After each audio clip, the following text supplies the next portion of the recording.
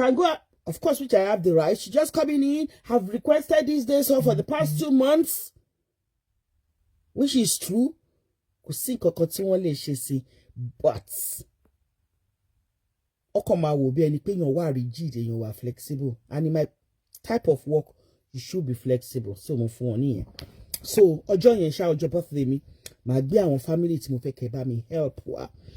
Ò bá ṣe 1 naira, ò bá ṣe 2 naira la rí raise, iyekíye tá bá rí raise, èmi náà máa fi tèmi kún direct into their account ni.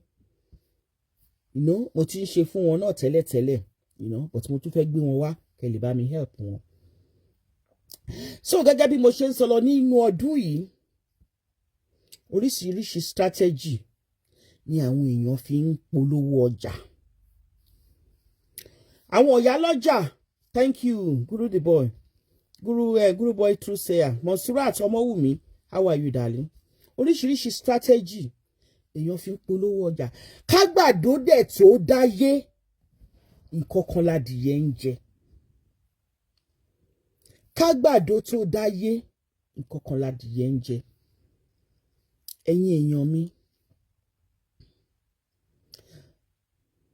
orí íńtánẹ́ẹ̀tì ni mo rí tó jẹ́ wípé tá bá fẹ́ tajà tàbí tá bá fẹ́ ṣe nǹkan kan, ẹ̀tanú, tẹ̀mbẹ̀lẹ̀kun, mọ̀nàfìkì, òun la fi ń ṣe nǹkan. Mo gbé yẹn, mo ti sọ̀rọ̀, ṣùgbọ́n mo kọ́kọ́ fẹ́ dúpẹ́ lọ́wọ́ ẹni mi ọ̀wọ́n. Mo dúpẹ́ pé òkun. Mo dúpẹ́ lọ́wọ́ Olúyinká Àyàndá TNT, Yínká TNT. Mo dúpẹ́ lọ́wọ́ ẹ̀. Mo tẹ̀ fún ẹ. Mo gbóṣùbà fún ẹ. Mo gbóríyìn fún ẹ. Gbogbo gudugudu méje, yàyà mẹ́fà tó ṣe, tó jẹ́ wípé 99% ẹ̀ ó ṣe ojú mi kúrò báyìí. Mo dúpẹ́. Ọlọ́run á túbọ̀ máa gbọ́wọ́ ẹ sókè. Ọlọ́run ló fi ń yin ni, kì í ṣe ènìyàn. Tá bá dẹ̀ ṣe èèyàn kúkúrú lóore, èèyàn gúgùn lè sọ fún wa. Tá bá ṣe èèyàn pupa lóore, èèyàn dúdú lè san fún wa. Ọlọ́run lọ́ba ẹlẹ́san. Fún tó ṣe lẹ́nu ọjọ́ mẹ́ta yìí, Ọlọ́run á bùkún fún, á gbọ́wọ́ ẹ sókè, á fi rẹ̀mí gígùn fún, á fi rẹ̀mí gígùn fún mi. Lórúkọ Jésù, mo dúpẹ́ lọ́wọ́ ẹ. Mo dúpẹ́ lọ́wọ́ Ìyálóde Victoria Ali. Mo dúpẹ́ lọ́wọ́ yín, ẹ ṣé gan ni. Ẹ kú ọmọ ṣe, ẹ kú àgbàlagbà ṣe. Mo dúpẹ́ lọ́wọ́ Ìyá Ìbàdàn. Thank you so much, my lovely sister. I love you. God bless you. Ẹ ṣé, mo dúpẹ́. Mo dúpẹ́ lọ́wọ́ ọmọ mi, my one and only, lovely, beautiful, adorable, my Lizzie Anjorin. Mo dúpẹ́ lọ́wọ́ ẹ. Ẹ ṣé gan ni. Ẹ ṣé, mo dúpẹ́. Dúpẹ́ pé òkun. Ẹ ṣé gan ni. Thank you. Adaze Favour, mo àtọjọ́ mẹ́ta. God bless you. I love you. Mama ńkọ́. God bless you. Mo dúpẹ́. Kágbàdo tó dáyé, kí tó wá máa sọ̀rọ̀ mi lọ. Nǹkan kan ládìyẹ ń jẹ. Kí Facebook gan tó dé, àwọn tó ń ta fíìmù wọ́n máa ń promote fíìmù wọn, wọ́n dẹ̀ ń ta. Bàbá Ògúndé máa ṣe fíìmù wọn, wọ́n tà ń díẹ̀. Bàbá Sàlá, gbogbo wọn ló máa ṣe fíìmù. Adé Love, Bàbá Afọláyan, wọ́n ṣe fíìmù wọn, wọ́n tà ń bẹ̀. Wọn ò fi gbájú èèyàn kankan. Mama passed away. Sorry about that. Me, the worry, I will have said hello to you. May the Lord grant her eternal rest in the mighty name of Jesus. And may the Lord comfort you on every side. On every side, rather. Bàbá Ògúndé ṣe fíìmù wọn, wọn ò fi gbájú, wọn ò fi gbáyàn. Bàbá Sàlá ṣe fíìmù wọn, wọn ò fi gbájú, wọn ò fi gbáyàn. Bẹ́ẹ̀ náà ni Adé Love. Gbogbo wọn ló dẹ̀ fi nǹkan lọ́mọ, nǹkan rere náà fi lọ́mọ lọ́wọ́. Mo ń sọ̀rọ̀ nípa ti Iyabo Ojo. Iyabo Ojo lọ dẹ́kun ìwà.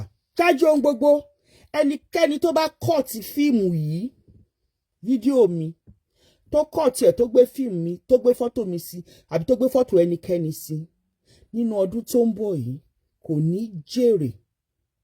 Ṣìṣe ló máa bá. Àdàbí tí bá ti kọ́ọ̀tì irú fíìmù ẹni bẹ́ẹ̀ rí, tí bá wá sórí ìkànnì ẹ tí mo wá kọ́ọ̀tì fíìmù ẹ, ọ̀ tí mo wá kọ́ọ̀tì fídíò ẹ, right? Ló ní ṣìṣe nínú ọdún tó ń bọ̀. Ló ní bá wọn ló ní fi aláyé, ló ní fi ọwọ́ tì ní ọdún tó ń bọ̀. Idà Ọlọ́run tó wúwo tó lágbára á bá yín, á bá gbogbo nǹkan tó tara yín jáde. Anybody tó bá cut film, tó cut fídíò mi, á fi kú ṣèrè jẹ.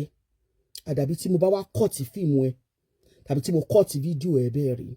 That is the disclaimer tí mo máa ṣe. Iyabo Ojo, eku ẹ̀dá. Ìwọ ló ní fídíò yìí. O wà spiteful gan, and you are so full of evil. Iyabo Ojo. À ń pọ́ kúlé là ń pọ́ fọ̀ṣẹ̀. Kílé tán lè dárúkọ Liz Anjorin tán lè dárúkọ ẹ̀. Kílé tán lè dárúkọ orúkọ àwọn tó kù tí wọ́n lè dárúkọ ẹ̀. Ìwọ lè kọ ẹ̀dá, ìwọ ló ń da film industry rú. Ìwọ ni igi wọ́rọ́kọ́ tó ń da lọ́rú. Mi ò avoid name ẹ̀. Mi ò avoid name ẹ̀. I'm talking to her. I'm talking to Iyabo Ojo.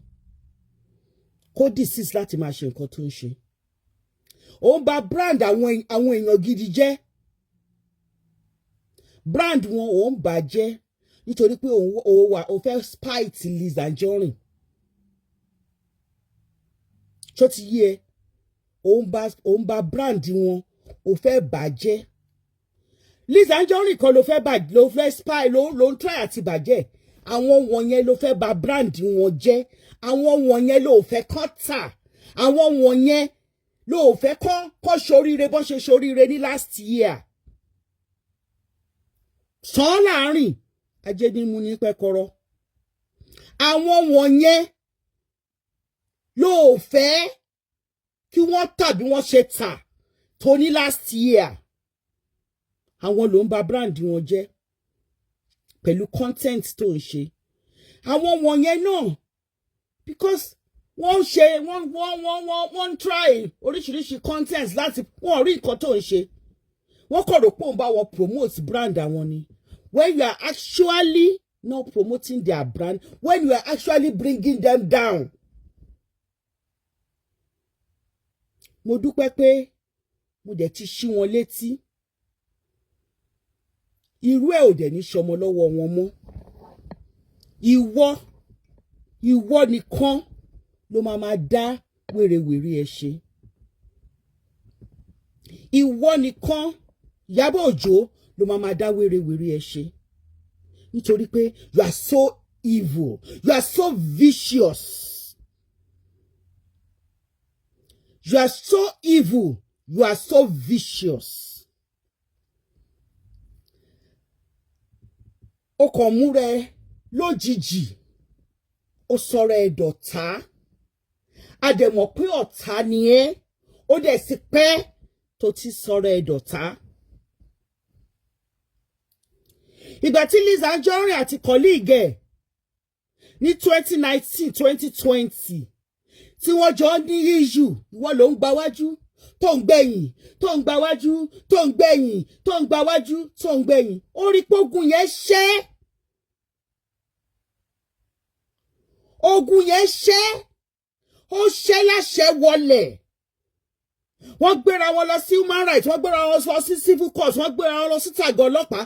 Ọlọ́run bá wa ṣe ogun yẹn láṣẹ wọlẹ̀. Ó tún dìde. Ó lọ mú ẹni tí Alhaji Lateef tó ti fẹ́ rí.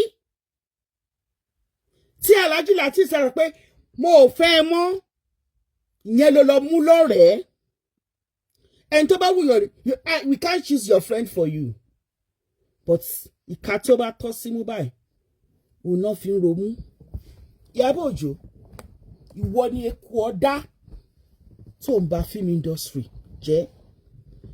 Mo wá ṣe fíìmù yìí láti ṣí gbogbo àwọn tó ń ṣe fíìmù movies orí Netflix sí orí Prime TV orí different TVs wọn àwọn tó ní film villages gbogbo wọn ni mo wá fi ṣí létí ní òní.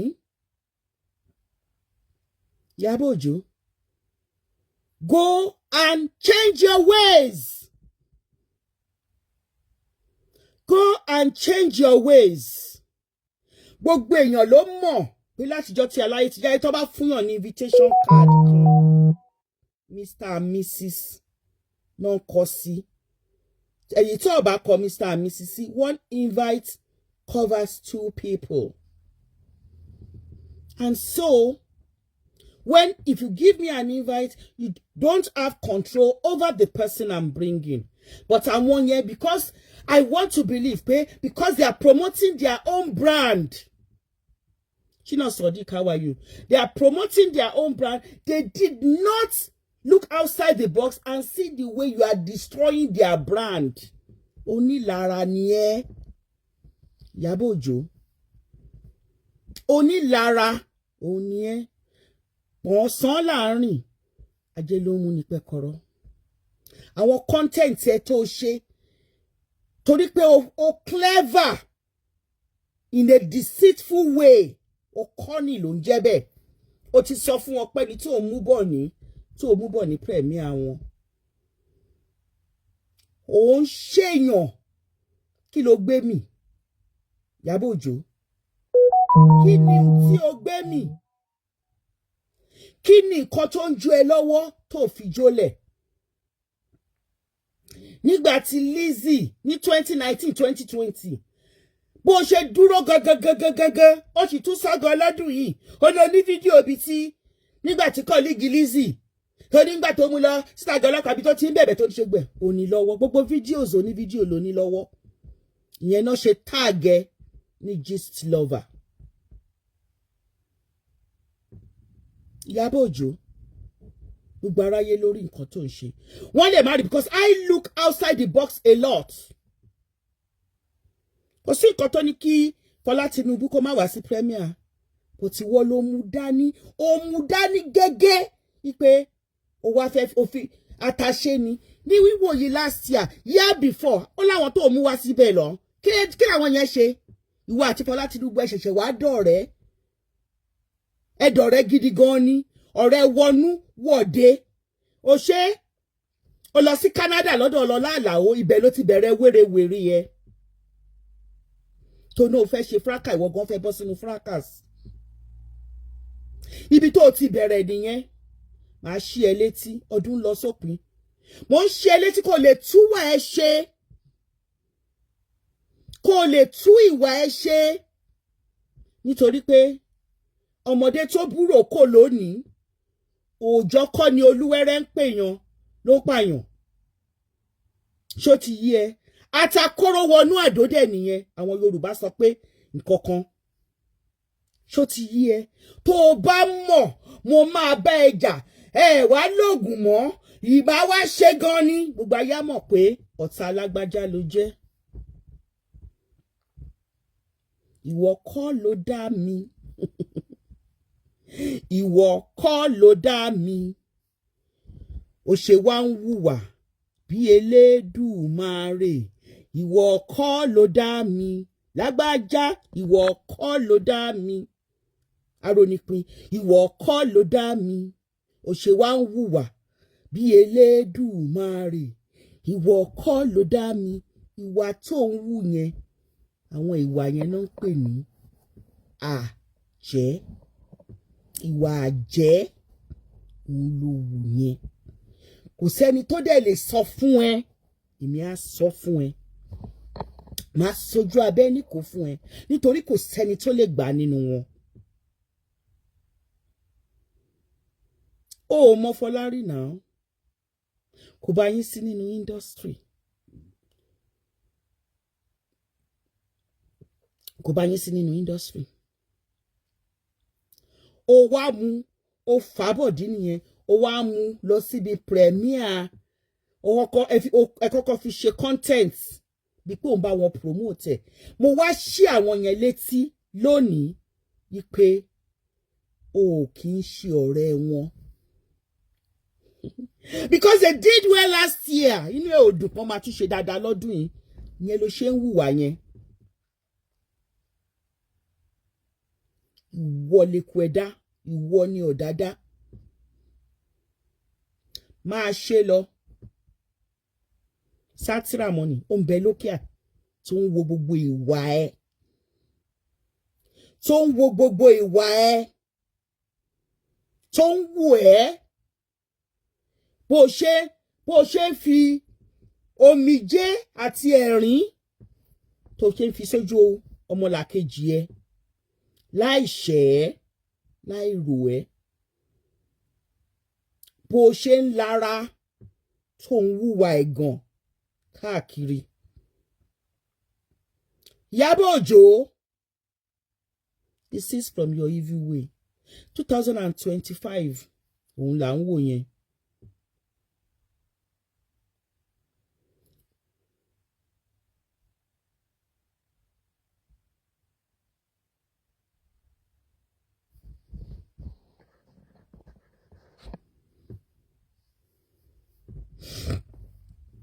Bó ṣe wùwà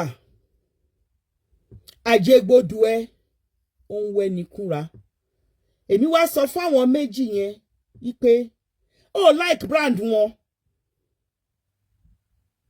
ó rò pé Lizzy Anjorin ló ń ṣe kò ń ṣe Lizzy Anjorin ló ń ṣe ó ṣe Lizzy Anjorin rárá àwọn tó bá wò ó pẹ̀lú short eyes náà máa rò pé Lizzy Anjorin ló ń ṣe ṣùgbọ́n àwọn tó bá wò ó pẹ̀lú binoculars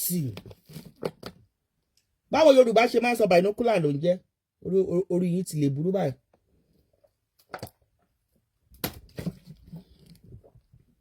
tó bá wò ó dáadáa wàá rí i pé àwọn wọ̀nyẹn gan-an ló fẹ́ ṣe léṣe àwọn yẹn ló fẹ́ ṣe léṣe àwọn ló fẹ́ pa brand wọn nítorí pé ò ní irú nǹkan tó ní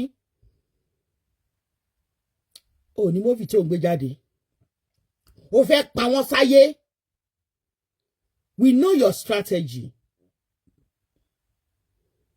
ó fẹ́ pa wọ́n sáyé ni nígbà tí wọn bá pa owó tó owó tó pa ńlá sí à wọ́n máa rò pé bóyá kìíní kan ni wọ́n máa rò pé bóyá kìíní kan ni ìwọ ni you are the person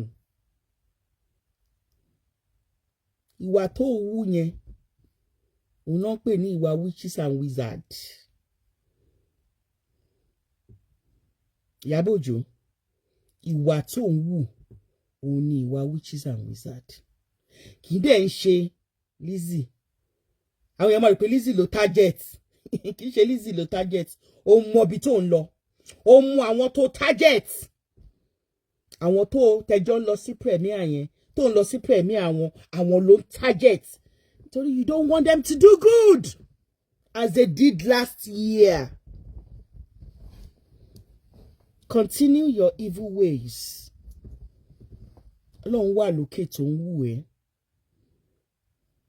O rò pé o lọ́gbọ́n tó bá lọ́gbọ́n tẹ́ o lẹ́nìkan ògbọ́n ìwọ gan lọ̀gá ọ̀bọ ìwọ nìkan kọ́ ló gbọ́n ìwọ nìkan kọ́ ló mọ̀ye tó bá gbọ́n tó lẹ́nìkan ògbọ́n ìwọ ṣàlọ̀gá ọ̀bọ ìwọ ṣàlọ̀gá ọ̀bọ. Bá a ṣe kọrin yìí fún Sọjí Olówó Yọ mo kọ dí same orin fún Sọjí Olówó Yọ mo kọ fún ní 2021 mo kọ fún ní 2022 kó tó di pé ó kàgbákò ẹ̀wọ̀n. Ìwọ ni kọ́kọ́ ló gbọ́n Lizzy Anjorin kan ló ń ṣe àwọn wọ̀nyẹn ló ń ṣe lára wọn tí wọn ò dẹ̀ mọ̀ tí wọ́n mọ̀ tí wọ́n rò pé bóyá òun bá wọn promote band wọn ó bá wọn promote band wọn òun mú brand wọn báyìí òun já wálẹ̀ ni because you are not in the mind of so many people.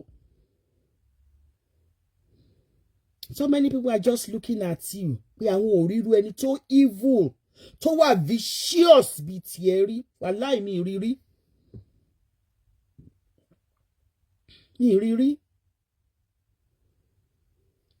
You want to destroy the film industry. Máa ṣe lọ. Wọ́n á sọ wípé àwa sọ nípa tiwa wípé a ti sọ tẹ́lẹ̀tẹ́lẹ̀ pé owó ẹ̀ ló wà. You are anybody tó bá ti wà successful. You are after them. Bó ṣe ṣe fún Jésà nìyẹn tó rán lọ sẹ́wọ̀n. Tó dúró ti Princess Damilola. Did you not destroy Princess Damilola's career when you want to send Ijesha into prison? Princess Damilola, Damilola ṣàmọ̀ ẹni tí mò ń sọ kí ló máa ń pè Princess the comedian ṣàgbúrú ẹ̀ mọ́ ṣó ṣe comedy mọ́ bó ṣe live chat èyàn ò lè pé 15 bẹ́ẹ̀ bó wà lórí TikTok àfìgbà tó destroy career ẹ̀. In fact a gbọ́ pé bóyá true or not bóyá kò true a gbọ́ pé wà bí kan tó seek asylum ni. Movie premiere yìí ó ní Bobrisky lọ tẹ́ ẹ ṣe àtàmọ́tàmọ́ tẹ́ ẹ fi destroy ọmọ yẹn dòní òun náà ti sá lọ ó ti lọ pẹ̀lú gbogbo ohun tó ní sí Nàìjíríà wọ́n bá manage ń sìn wọ́n bá wá bó ṣe máa talé ẹ̀ wọ́n bá wá bó ṣe máa tọ̀nú ẹ̀ wọ́n bá wá bó ṣe máa ṣe gbogbo ẹ̀ nígbà tó bá ti lọ tílé irú ilé ńlá yẹn tó wà bẹ́ẹ̀ yẹn tó náà ti lọ sí asylum níbì kan lè ṣe destroy ẹ̀ pẹ̀lú movie premiere nìyẹn nígbà tí ẹni ọlá Àjàó bóyá mi ìdẹ̀ pé dáadáa tó náà ń ṣe premiere ẹ̀. Tẹ́lẹ̀ gbé the best female dress fún tó di iṣu àtàyànyàn ọ̀ràn lọ sẹ́wọ̀n ọ̀ràn di ẹni tí EFCC ń wá kò gbọ́ ọ̀rọ̀ ẹnu ẹ̀ kan kò sí nǹkan tí Bobrisky bá sọ báyìí wọ́n máa gbà sódì pẹ̀lú ẹ̀ ní àfìgbà tó sá kúrò ní Nàìjíríà bí Princess the comedian bó ṣe sá. Bobby J, how are you? God bless you. I saw your message. Thank you so much for the support. Same thing ló fẹ́ ṣe fún àwọn tó mú Fọlá Tinubu lọ síbi premier wọn. Fọlá Tinubu lè máa rò pé ó fẹ́ràn òun. Mi ò ríra ayé ìjẹ mọ́ mi ò ríra ayé ìjẹ èmi kan ti wá mọ àwọn èèyàn wọ́n ti mọ àwọn èèyàn wọ́n ti mọ àwọn èèyàn àwọn wo ló wà ń sákùn yín tẹ mọ̀ yín kan òun náà lè ń kóra yín káàkiri. Ẹ̀yin tẹ́ lọ sí premier A náà lẹ máa wà ní premier B ẹ̀yin lẹ wà ní premier C ẹ̀yin lẹ wà ní premier D. Ẹ̀yin kan náà lẹ wà ń bẹ̀ ẹ kàn recycle ara yín ni. Ẹ ń recycle ara yín ni. Fọlá ó dùn mí fún ẹ Fọlá Tinubu wípé ayé ẹ wá di ayé tí wọ́n sọ di ludo tí wọ́n ń ta ó jẹ lọ́dọ̀ mi lónìí. Èèyàn kan ló gbé ẹ láti 2021 àwọn méjì rádà tọ́jọ́ kó rápàtà sí orí social media tó fi ẹ́ pa gbogbo owó. Wọ́n fi ẹ́ pa gbogbo owó ọ̀dọ̀ èmi tó kọ́kọ́ wá rèé. Bí mo ṣe rí ẹ tó sunkún wá bá mi tó ní widow ni ẹ widow yẹn ló jẹ èmi ṣùgbọ́n gbà tí mo rí àwọn ọwọ́ ẹ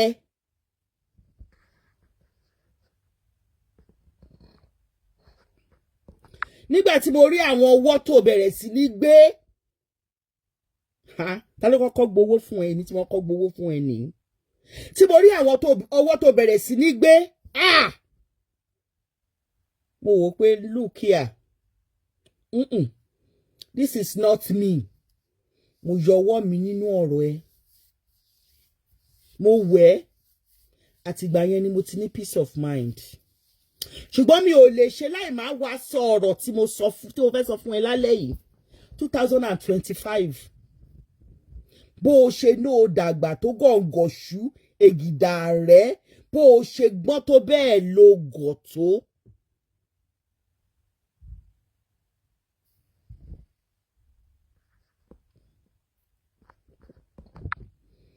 Gbogbo ẹni tó bá wá síbí orí tí mi ò dẹ̀ tí ìdórí platform ẹ rí. This is my platform. Tí mò ń sọ bí yóò bá tẹ́ ẹ lọ́rùn, go and channel sí live chat tiẹ̀ náà. Ṣùgbọ́n tó bá wá síbí tó wá fọwọ́ ẹ type ìtakùtà tó bú mi tàbí tó type àdàbí tí bá wá sórí platform ẹ lò ní gbé ọmọ sí ní 2025.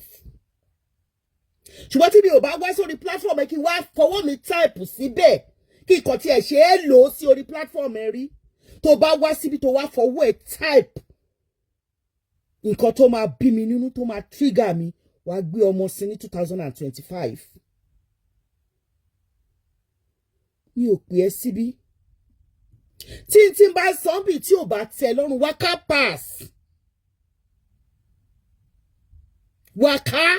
pass Iyabo Ojo Ogun ò ní right láti wá type síbí torí mi type sórí page ẹ̀ rí. She can go and do her whole live chat and start calling me out. Kó dárúkọ mi bí Adébímpé Aláṣàdúrà ni mo jẹ́ yèyé fìwà ṣọ̀rọ̀ fàlárìlà kó bẹ̀rẹ̀ sí ní sọ̀rọ̀ mi. O lè sọ. Don't come here. Do not come here and come and type here. Tó bá fẹ́ gbé ọmọ sí ní 2025. Tó bá wá type ìtakùtà ń bí. Orí platform mi ni mo ti ń sọ̀rọ̀ orúkọ mi tí mò ń jẹ́ lórí platform mi òun ló wà ń bí Faramade Aláṣàdúrà initiatives òun ló wà ń bí kì í ṣe orúkọ anybody. Iyabo Ojo can go on a platform and call me out. I'm a blogger and she's also a blogger, an actor and whatever that she calls herself.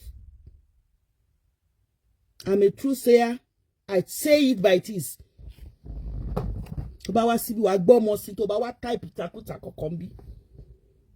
Ẹ lọ sórí platform yìí, go on your own live chat and start calling me out there. O lè rí mi bẹ́ẹ̀. Tí bá gbọ́, mo fẹ́ gbọ́ ni màá fòwe lépo tí mo ń lọ because mi ò rẹ́kàn pẹ̀lú ẹ. Ṣùgbọ́n mi ò ní gbà kí n má sọ̀rọ̀ kí ayé àwọn míì bàjẹ́. Bí Iyabo Ojo ṣe fẹ́ káyé wọn bàjẹ́ bó ṣe báyé bàbá Ìjẹ̀ṣà jẹ́. Tí mo mọ̀ ń pa ẹ ni mo ń sọ.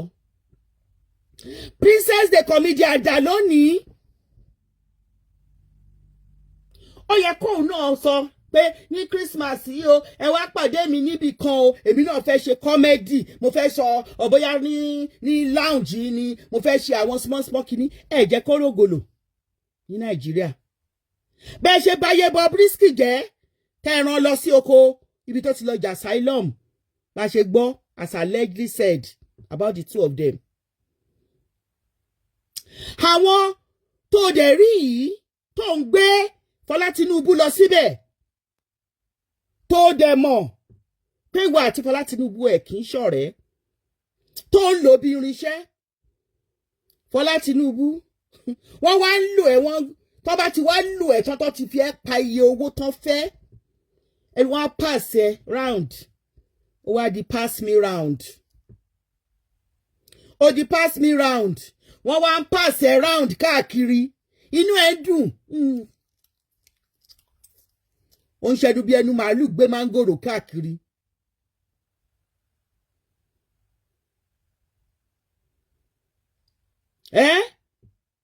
Ó ń ṣẹ́dú bí wọn ó ń jẹun ṣàpà ó ń wọṣọ lójú ara ẹ̀ náà nìyẹn wọ́n bá lòkù aṣọ sí ẹ lọ́rùn inú ẹ̀ dùn. Mo sì fẹ́ràn ẹ kínkínní ló jẹ́ kí n wá sọ fún ẹ ó rí ilé ayé ẹ bó ṣe rí ni. Wọ́n gbé ẹ wá sí orí ìkànnì ní 2000 náà ti ń fi ẹ́ pawó látọ̀dọ̀ Gistlover up till this very day wọ́n sì fi ẹ́ pawó ní òun ṣe yẹsàn ń jẹ́ yànmùyànmù káàkiri. ó ti ẹ̀rọ orí ẹ òòrùn orí àwọn ọmọ ẹ.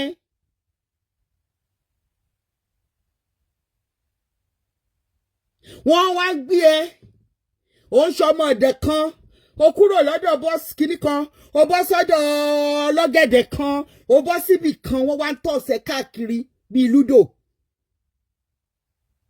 Inú ẹ dùn ó ṣe báyìí and the reason tí inú ẹ ṣe ń dùn ni pé o alápá má ṣiṣẹ́ nìyẹn. Tó bá jẹ́ pé láti 2020 tó ti ń gbé ẹ kiri ló ti lọ kọ́ṣẹ́ tailor tó wá di designer tí wọn náà ti ń bá wọn rán aṣọ tó rán sí tó snatch wọn but tó ò níṣẹ́ ó prefer láti máa ṣe ọmọ ọ̀dọ̀ káàkiri easy way out ló ń wá. Alhaji Lateef sọ bẹ́ẹ̀ ó ní o ò lè sọ 1,000 di 5,000 naira. No nǹkan tó sọ kọ́ yẹn ó ní o ò lè san 1,000 di 1,500 slip of tongue. Níjọ́ náà lọ́hùn-ún èmi bú Alhaji for that statement mo kò jẹ́ àṣóòtọ́ ni títí dìsín o ò lè sọ pé látìgbà tí mo dẹ̀ ti dádì kọ́ wa o ló ti ń sanwó school àwọn ọmọ ẹ̀ wọ́n bẹ́ẹ̀ sanwó school àwọn ọmọ ẹ̀ ni Godmother wọn ló ń bẹ́ẹ̀ sanwó school àwọn ọmọ ẹ̀ o ò rówó ilé san wọ́n tún ní wọ́n kọ́lé fún ẹ ilé yẹn ń lé ẹ ọ̀nà yẹn ń nà ẹ ẹ̀gbọ́n ẹ tó jẹ́ pé ó sọ̀rọ̀ ẹ̀ di engineer ọ̀sán gan àti site manager ọ̀sán gan ó tún bẹ̀rẹ̀ sí ní gbá àwọn èèyàn ló ń gbowó kiri lọ́wọ́ wọn níbi tó jẹ́ pé family ẹ wà highly impoverished dé.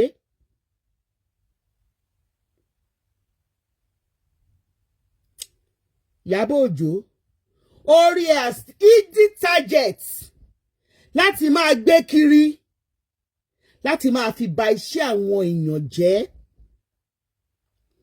àtò ẹtì. Yorùbá ní ẹni tó gbépo lájà ó ní kò jalè tó ẹni tó gbálẹ̀. Iyabo ló gbépo ìwọ ló gbálẹ̀ ìwọ ni irinṣẹ́ tó ń lò tó fi fẹ́ máa ba ayé àwọn yòókù ní film industry ẹgbẹ́ ẹ̀ jẹ́.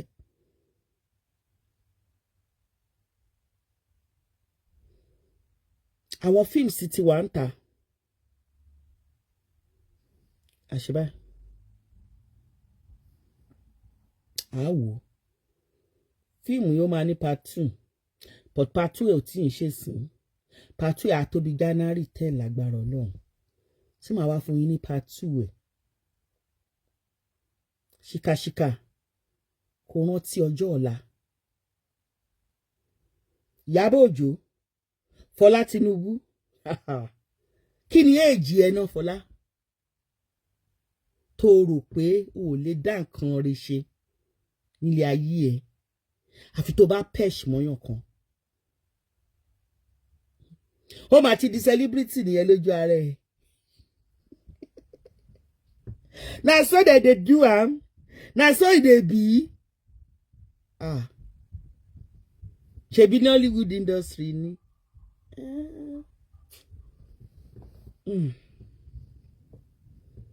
Àbọ̀rọ̀ la sọ fọmọlúàbí tó bá dé inú ẹ̀ àdòdìdì mo wí tèmi orúkọ mi ò yí padà Adébímpé Aláṣọ Àdúrà ẹ ṣé a kú ọdún o a kú ìyèdún o ẹ má jẹ́ kán rí yín lò gẹ́gẹ́ bí irinṣẹ́ èṣù. Ọdún tuntun òun la fẹ́ mú yìí free yourself. Dágájíá single mother làwọn ọkọ wa náà kú at the age of 26 lọkọ mi kú. I don't wallow in sympathy. Mi ìjẹ́ kí wọ́n fi sympathy báyé mi jẹ́ mi ìjẹ́ kí wọ́n fi empathy báyé mi jẹ́ mo jára mi nù ní. Àwa ní lónìí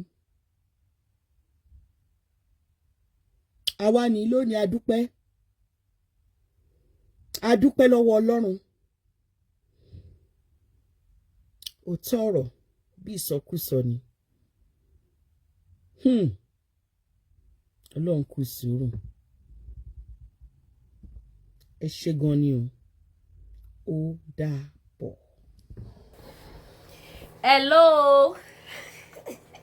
Ẹ káàárọ̀, ẹ káàsán, ẹ káalẹ́ according to the time tí mo bá dé báyé. Èmi ọmọ yín mà tún ni. Lady K Ifeoluwasho, the baby of Yorùbá nation. Èmi ni mo tún ṣe sàlámù àlékún sí gbogbo ẹ̀yin olólùfẹ́ wa. Gbogbo ẹ̀yin ni bí ẹni èèyàn bí èèyàn, gbogbo ẹ̀yin ọmọ kọlẹ̀ káàárọ̀ àjíire. Ó lẹ́tìkẹ́. Ó lágbára yeye. MHM náà fakọyọ àwọn náà gbé wa débẹ̀. A ṣáà ń gbọ́ gbàsìgbòsí lọ́tún lọ́sì. Kí ló dé? Kí ló dé? Kí ló le tó báyìí? Ẹ jẹ́ mo fẹ́ ṣe ẹ̀fẹ̀ ní o. Ẹ ti mọ̀ pé mi máa ṣe ẹ̀fẹ̀. Lọ máa fọwọ́ lọ́rọ̀ gbá mi gé lẹ́nu. Ṣé no be juju be that? No be juju be that? Ẹ wo wọn.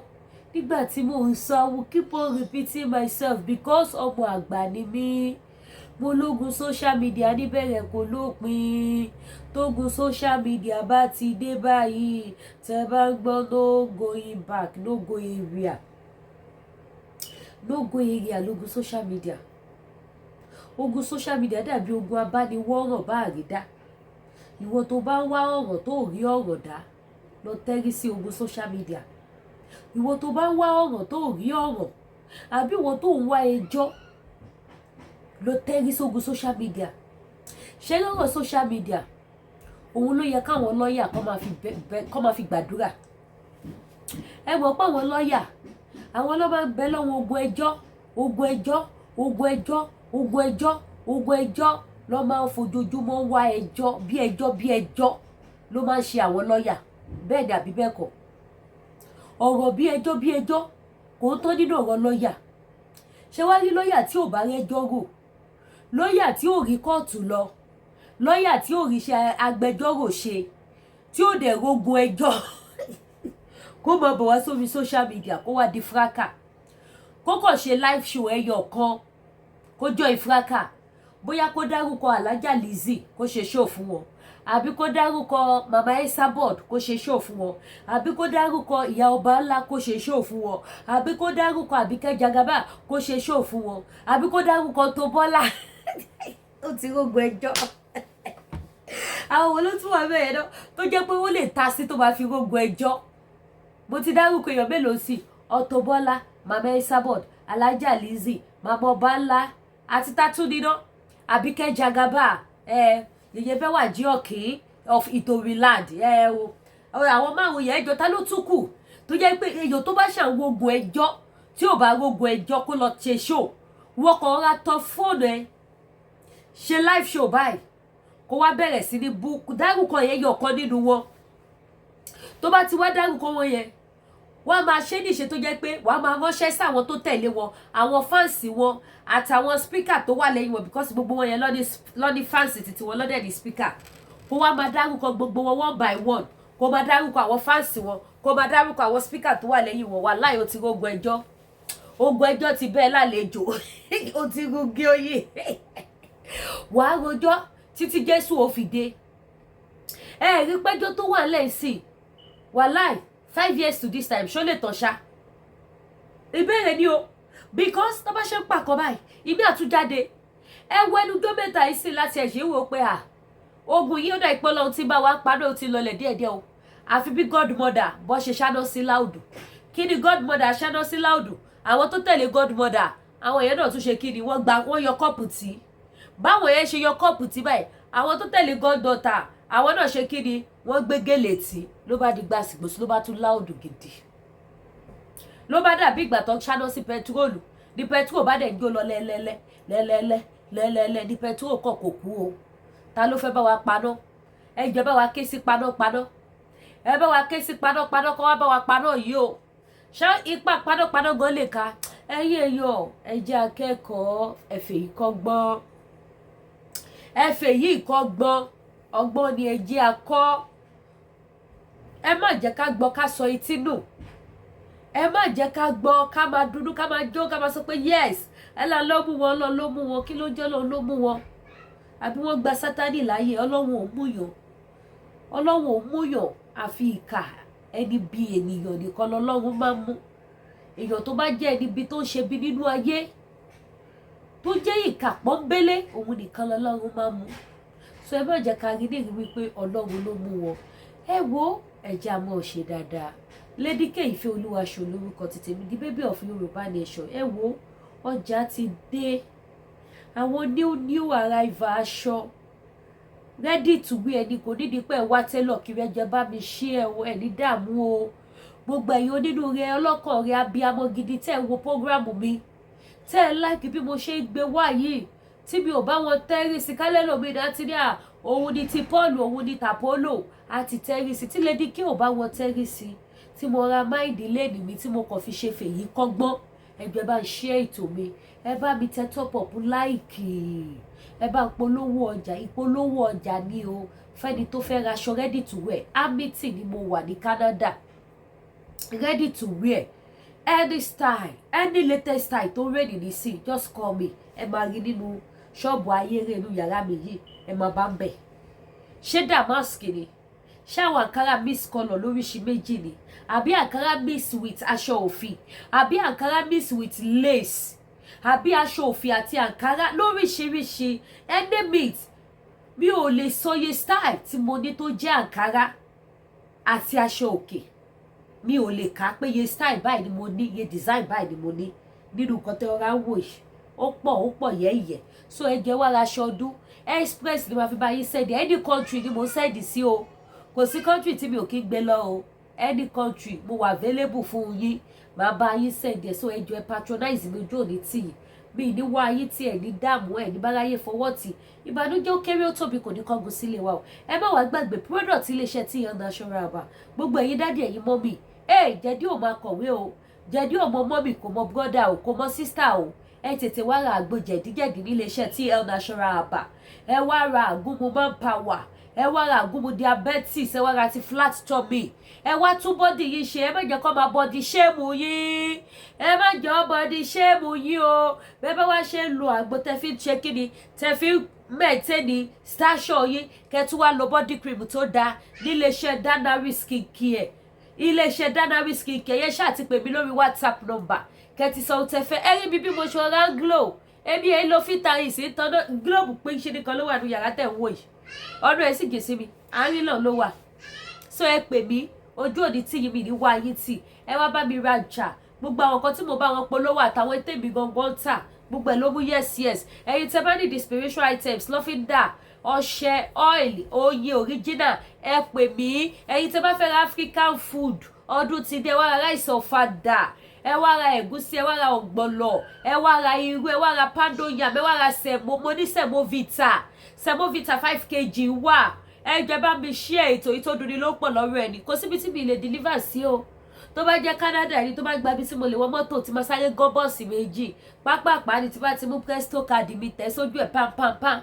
Mo ti wá deliver fún yín, mo ti padà sílé mi títí tọ́lọ́run ó fi ṣọkọ̀ tá mo fi wá deliver. So ẹ pè mí ká wá bá mi rajà, ojú òní tí yín mi ní wá yín tì. Ẹ ṣeun gan lágbára Ọlọ́run, á tún fi ayọ̀ àti ìdùnnú á tún fi pàdé. Ẹ má gbàgbé láti subscribe sí YouTube channel mi, kẹ́dẹ̀ tán notification bell yín. Ẹ lè máa gbádùn àwọn program Lady K ní ọlọ́kan òjọ̀kan. Ire o, ó dàbọ̀.